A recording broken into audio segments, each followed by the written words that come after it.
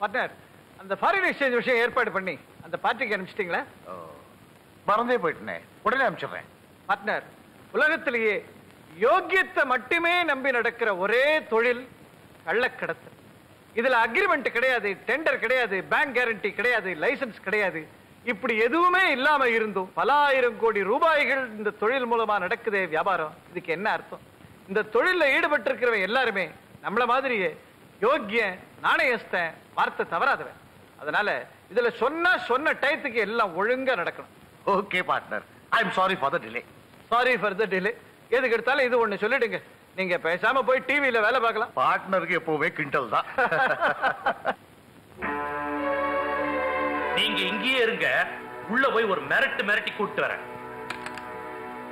Inspector, mister Rajamanickam இருக்கிறாரா? உள்ளே இருக்குது.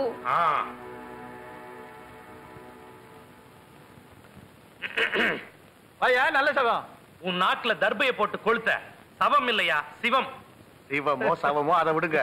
ஆமா, என்ன திடீர்னு என்ன விஷயம்? இப்ப நான் கொண்டுட்டு வந்திருக்கிறது விஷயம் இல்ல, விஷம். ஆமா, உன்ன மாதிரி ஆளுங்க கிட்ட விஷம் கிடைக்காம அமிர்தமா கிடைக்க போகுது. சொல்லு. கிண்டல விடு ஜெயராம். முத்துராஜ் எங்க? இங்க இருக்க. நல்ல சிவம். அந்த பொண்ணு சுமதிய கடத்திக்கிட்டு வந்து கற்பழிச்சு கொலை பண்ணிட்ட. அத சாட்சி வச்சுக்கிட்டா செய்வாங்க? சாட்சியா? யாரு? அந்த டாக்ஸி டிரைவர். நல்ல சிவம். அவனுக்கு நான் நிறைய பணம் தந்திருக்கேன். அவன் என்ன எதிர்த்து சாட்சி சொல்ல மாட்டான். சொல்லிட்டானே. அப்படியா? ஆமா. அந்த பொண்ணோட அண்ணன் மனோகர் டிரைவரை பின்னி போலீஸ் ஸ்டேஷனுக்கு இழுத்துட்டு வந்துட்டான். அவன் போடல, டிரைவர் மொத்த உண்மையும் புட்டு வச்சுட்டான். நீ புகார் எழுதிட்டியா? எஃப்ஐஆர் போட்டியா? ஓட்டுருவனா? டிரைவரையும் மனோகரையும் நைஸா இங்கேயே இழுத்துட்டு வந்துட்டேன். எங்க அவன்? தல்மை, அவன் மண்டை உடைச்சிடுற. முத்துராஜ், அவசரப்படாத. முதல்ல அவனை விலைக்கு வாங்க ட்ரை பண்ணுவோம். சாமதான பேத தண்டம்னு ஏன் பெரியவங்க சொல்லிருக்காங்க. எடுத்த உடனே அடிச்சிடக்கூடாது, ஸ்டெப்பா போய் அடிக்கணும். அவன் சமாதானத்துக்கு வரலன்னா அப்புறம் வழியில போலாம். நீ வா. நல்ல சவம் வா. யோ, சவம் இல்லையா, சிவம். மனோகர், இவர் மிஸ்டர் ஜெயராம், முத்துராஜ் குடும்பத்துல முக்கியமான புள்ளி. உங்ககிட்ட ஏதோ பேசணுமா? தம்பி வாப்பா வா. தம்பி, உன்னை பார்த்தா எனக்கு ரொம்ப பரிதாபமா இருக்கு. உன் தங்கச்சி கதையை கேட்கிறப்போ அப்படியே இருதயத்திலிருந்து ரத்த சொட்டுன்னு சொட்டுது. அந்த அயோக்கியனை கண்ட துண்டமா வெட்டி போட்ட மாட்டோமான்னு முறுக்கேறிய என் கைகள் துடிக்குது. ஆனா என்ன பிரயோஜனம்? செத்து போன உன் தங்கச்சி திரும்பி வந்துட போறாளா? அவ ஆத்மா சாந்தி அடைய கடவுளை வேண்டிக்கிறேன். ஆனா ஒண்ணு, திமிர் பிடிச்ச இந்த பணக்கார பசங்களை சும்மா விட்டுறக்கூடாது.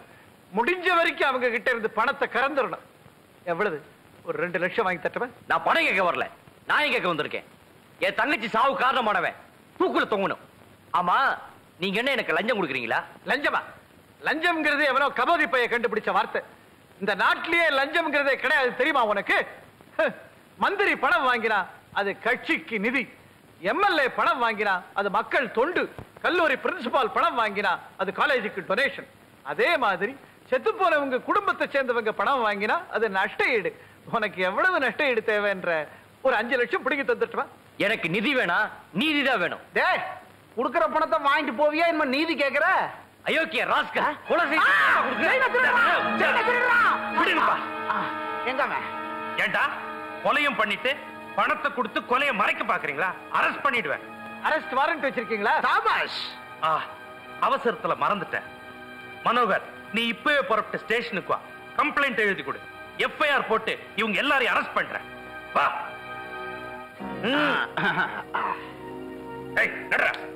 சும்மா சொல்லக்கூடாது.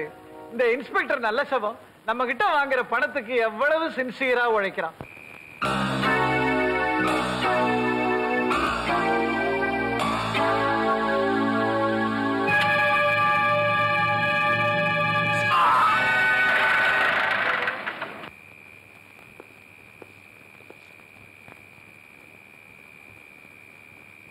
ஏயா, உனக்கு ஏதாவது அறிவு இருக்கா?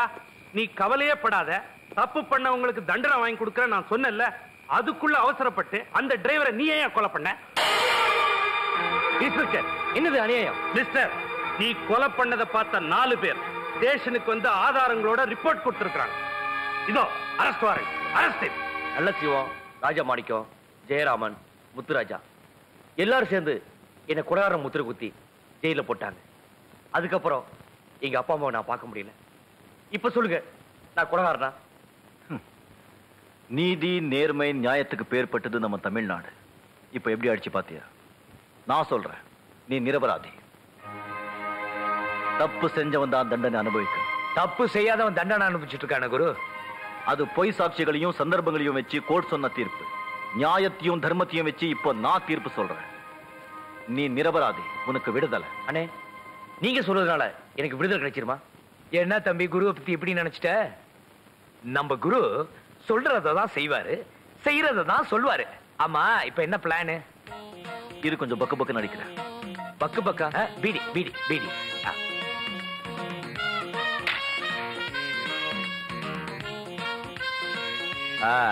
தம்மு தெல்லு சிஷ்யா. தூக்கு தண்டனை அடைஞ்ச கைதிக்கு உடம்பு சரியில்லைன்னா குணமாகற வரைக்கும் அவனை தூக்குல போடக்கூடாது அப்படின்னு ஒரு சட்டம் இருக்குல்ல? ஆமா, நானும் எங்கேயோ கேள்விப்பட்டிருக்கேன். மனோவர் கைய உட. அண்ணே, இன்னி கை உடைக்கலன்னா நாளைக்கு உயிரே போயிடும். உயிர் முக்கியமா கை முக்கியமா? பயப்படாத. இப்போ உன் கையை உடைச்சோன்னு வச்சுக்கோ, அது குணமாகிறதுக்கு 6 மாசம் ஆகும். அது வரைக்கும் உன்னை தூக்குல போடக்கூடாது, போட முடியாது. இன்னும் 10 நாள்ல நாங்க 2 பேரும் விடுதலை ஆயிட்டு வெளியே போறோம். 6 மாசம் இருக்கும். அதுக்குள்ள உண்மையான குற்றவாளி யாருன்னு தேடி கண்டுபிடிச்சு அவனை உள்ள தள்ளி உன்னை வெளியே கொண்டு வரோம். அடேங்க அப்பா, சர்வதேச லெவல் யோசனை குரு. இல்ல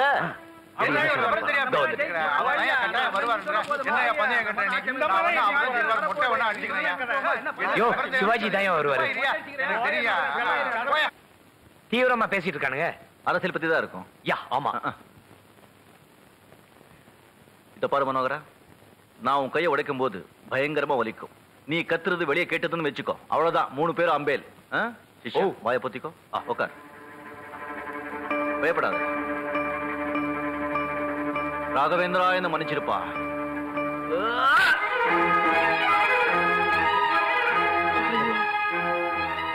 படுத்துக்க.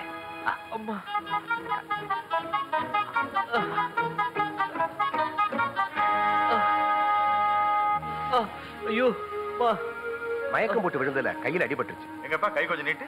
ஐயோ, முடியல டாக்டர், ப்ளீஸ். ஐயோ, போன் பிராக்சர் ஆயிருக்கு. உடனே ஜிஹெச்ல அட்மிட் பண்ணிருக்கேன். ஜெயில் மேனுவல் ரெகுலேஷன் படி குணமான பிறகுதான் தூக்கல போடணும். உடனே ஆம்புலன்ஸ் போன் பண்ணு. Yes sir. என்னப்பா திமிரா வர்றீங்க? உள்ள வரும்போது கையை கட்டிக்கிட்டே வர்றோம், வெளியே போகும்போது தெனாவட்ட போறோம். இதுல ஒரு கையெழுத்து போடுங்க. கை நாட்டா? வெளியில போயாத ஒழுங்கா இருங்க. வெளியே இருக்கிறவங்க ஒழுங்கா இருந்தா நாங்க ஏன் உள்ள வர்றோம்? அதானே குரு. மீசையை கண்டுகிட்டீங்களா? தலையில இருக்கிற முடியெல்லாம் எடுத்து மூக்கு கீழே வச்சுட்டாங்க.